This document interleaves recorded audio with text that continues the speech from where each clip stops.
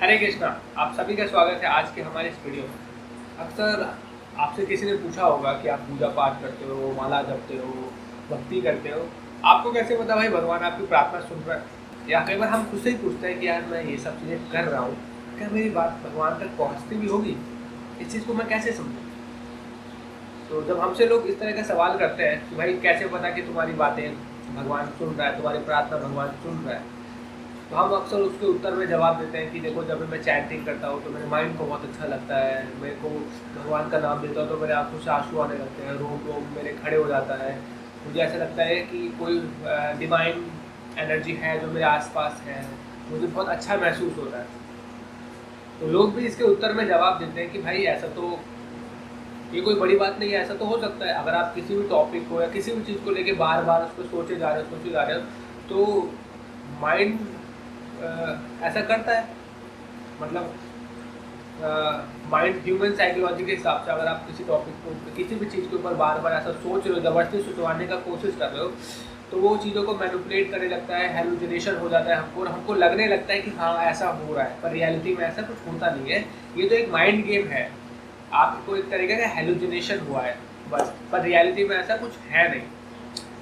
तो इस तरह के जो साइंटिस्ट लोग होते हैं या फिर साइंस बैकग्राउंड के होते हैं, तो वो इस तरीके से बहुत बोलते हैं। अक्सर यूट्यूब पे हम वीडियोस भी देखते हैं। तो एक बुक आई थी, handbook of religion and health. इस बुक में इसकी काफ़ी सालों की रिसर्च है कि जो लोग स्पिरिचुअलिटी फॉलो करते हैं और जो नास्तिक होते हैं फिर जो नहीं करते, तो जो लोग स्पिरिचुअलिटी फॉलो करते हैं, किसी भी स्पिरिचुअल इवेंट में रेगुलर जाते हैं, जो भक्ति करते हैं, भगवान कृष्ण की भक्ति कर रहे हैं, ऐसे लोग एज़ कम्पेयर टू अदर्स, इनको हार्ट अटैक की प्रॉब्लम कम होती है, और साथ ही साथ इनका कैस्ट्रोल लेवल इनकी बॉडी में कम होता है, कम जनरेट होता है। इनका लाइफ स्पैन ज़्यादा होता है, और इनका माइंड बहुत पीसफुल होता है, ये मैनेजमेंट में बहुत अच्छे होते हैं, इनके फैमिली बहुत अच्छे से चलती है, इनकी फैमिली लाइफ बहुत अच्छी होती है। तो ये सारे कुछ सिम्टम्स हम देख सकते हैं कि जो व्यक्ति स्पिरिचुअलिटी फॉलो कर रहा है, जो भक्ति कर रहा है, तो उसकी लाइफ में ये कुछ सिम्टम्स हैं। तो हम देख सकते हैं कि कुछ पॉजिटिव सिम्टम्स आता है जब हम भक्ति फॉलो करते हैं। जो लोग कहते हैं कि भाई ये तो हमारे हेलुसिनेशन हो सकता है, तो ऐसे व्यक्ति को बोल सकते हैं कि भाई क्या करो, कभी कोका कोला का ढक्कन लेके 2-3 घंटे तक ऐसे वो कोका कोला करते रहे, आपको ये सब फील नहीं होगा, आप फ्रस्ट्रेटेड हो जाते हो। बट इधर इन केस में, भक्ति केस में, जब आप मंत्र मेडिटेशन करते हो, आप देखोगे, आप कुछ देर करोगे ना, तो आप कुछ देर करने के बाद ही आपको बहुत अच्छा फील होगा, आपको माइंड को बहुत अच्छा लगेगा।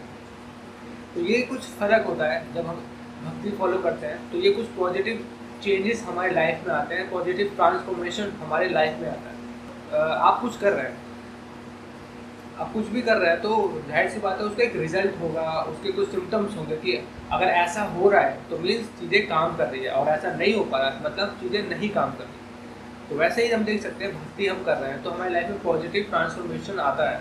इसका मीन्स यही है कि चीज़ें काम कर रही हैं, और इस तरीके से हम ये भी समझ सकते हैं कि एटलीस्ट हम, हमारी प्रार्थनाएं भगवान हमको सुन रहे हैं, तभी तो ये पॉजिटिव ट्रांसफॉर्मेशन दे रहे हैं। ये कुछ सिम्टम्स हैं जो साइंटिस्ट ने पाए हैं कि जो भक्ति फॉलो करता है उसके लाइफ में ये सब चीज़ें होती हैं। तो हम देख सकते हैं कि इवन साइंटिस्ट भी एक तरीके से मानते हैं कि भक्ति करने से, स्पिरिचुअलिटी फॉलो करने से, मंत्र मेडिटेशन करने से एक्चुअली हमारी लाइफ में पॉजिटिव चीज़ें होती है। तो ये इस चीज़ से हम समझ सकते हैं कि हाँ भाई भगवान हमारी सुनते तो हैं, या भगवान से जब हम अपने आप को कनेक्ट करते हैं तो चीज़ें लाइफ में पॉजिटिव चीज़ें आती हैं। तो ये मैंने साइंटिफिकली या फिर डेली जो हमारा लाइफ स्टाइल है उस तरीके से समझाने का प्रयास किया। दूसरी चीज़ ये होती है कि भाई अगर मैं भगवान से कुछ मांगता हूँ, प्रार्थना करता हूँ, तो भगवान मेरी सुनते क्यों नहीं है? ये भी सवाल है कि भाई अगर मैं कुछ प्रार्थना कर रहा हूँ, कुछ मांग रहा हूँ, तो भगवान दे क्यों नहीं रहे? इसका मतलब दे नहीं रहे, तो इसका मतलब ये हो सकता है कि भगवान ही ना हो, या फिर वो नहीं सुन रहे मेरी, इसलिए वो नहीं दे रहे। तो इस चीज़ को हम ऐसे समझ सकते हैं कि घर में अगर कोई बच्चे होते हैं, जैसे कि जब मैं छोटा था तो मुझे बचपन से आइसक्रीम खाने का हमेशा से बहुत क्रेज़ था, पर मेरे को हमेशा से कोल्ड रहता था, मेरे को साइनस की दिक्कत बचपन से थी। और फिर मैं बोलता रहता, फादर आइसक्रीम ले लो, आइसक्रीम ले लो, ये खा ले, ये ठंडा खाएंगे, वो ठंडा खाएंगे। तो मेरे मदर फादर मुझे डांटते थे, मना करते थे कि नहीं खाना चाहिए तुमको, तुम्हारे हेल्थ के लिए अच्छा नहीं। तो मुझे लगता था कि ये मुझे प्यार नहीं करते, लगता है मेरी बात नहीं सुनते, इसलिए ऐसा करते हैं, ऐसा थोड़ी होता है। पर एक्चुअली देखा जाए तो उनको मेरे बारे में मेरे से अच्छा पता है कि भाई मेरी हेल्थ के लिए क्या सही है क्या नहीं। तो उसी तरीके से जब हम भगवान से कुछ मांगते हैं तो हम सोचते हैं कि भगवान हमें नहीं दे रहे, तो इसका मतलब वो है ही नहीं या वो सुन ही नहीं रहे हमको। पर एक्चुअली उनको हमसे ज़्यादा पता है कि हमारे लिए क्या अच्छा है क्या नहीं।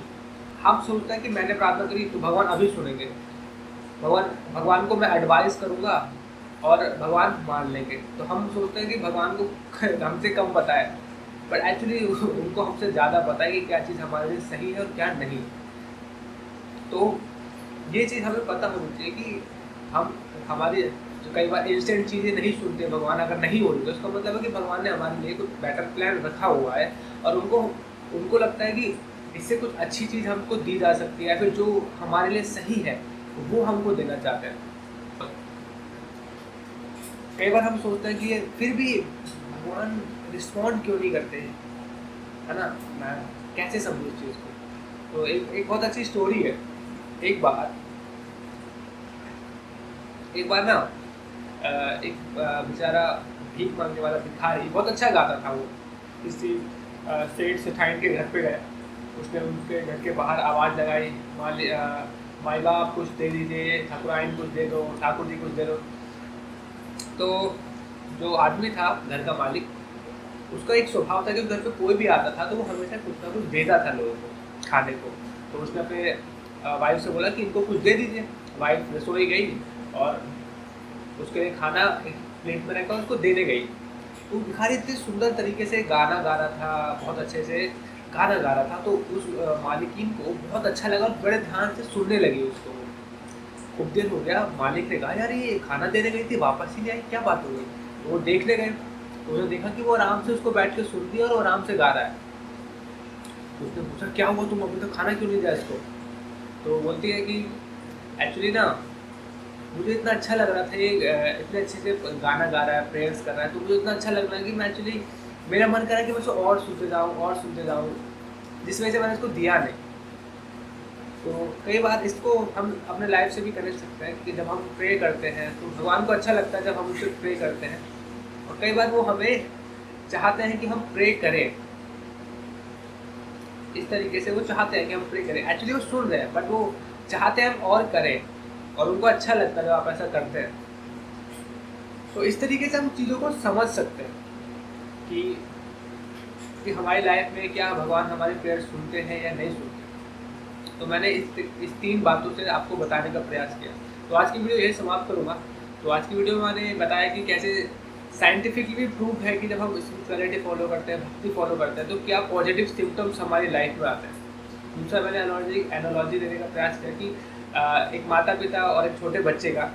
और तीसरा कि भगवान हमारी लाइफ हमारे प्रेयर सुनते हैं, बट एक्चुअली वो चाहते हैं कि हम और प्रे करें। उन्हें अच्छा लगता है जब हम उनसे प्रे करते हैं, और समय आने पे जो हमारे लिए बेस्ट होता है वो हमें देते हैं। इवन आप अपनी प्रैक्टिकल लाइफ को ऑब्जर्व करेंगे तो बहुत सी आपकी लाइफ में ऐसी पॉजिटिव चीज़ें हो रही होंगी जो इसमें आप फील कर सकते हैं कि यस भगवान ने हमारे लिए इसमें कुछ ना कुछ किया हुआ है। तो आज की वीडियो में यही समाप्त करूँगा। आपके कोई भी क्वेश्चंस हैं, डाउट्स हैं, तो आप हमसे कॉल पे मैसेज पे पूछ सकते हैं। Thank you so much. Hare Krishna.